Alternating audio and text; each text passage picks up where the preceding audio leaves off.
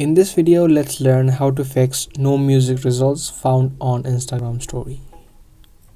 Now there are a few reasons why this may happen. The first reason is that the particular song that you're searching on Instagram is not available.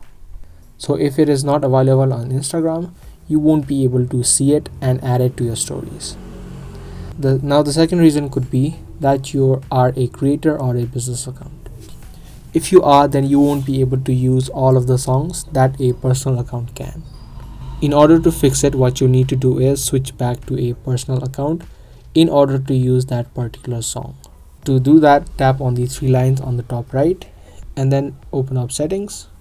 From settings, just tap on accounts, and if you scroll down, you'll have an option of switch account type, and you just tap on switch to personal account.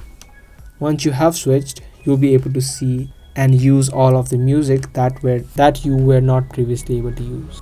Now the third and the final case is you do not see any music on your Instagram story and you cannot add in any music. That is happening because there is simply a glitch in the system.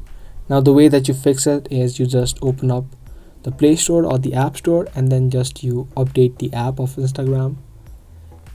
And you can also try to uninstall the app of Instagram from your phone, and you can again install it and log in.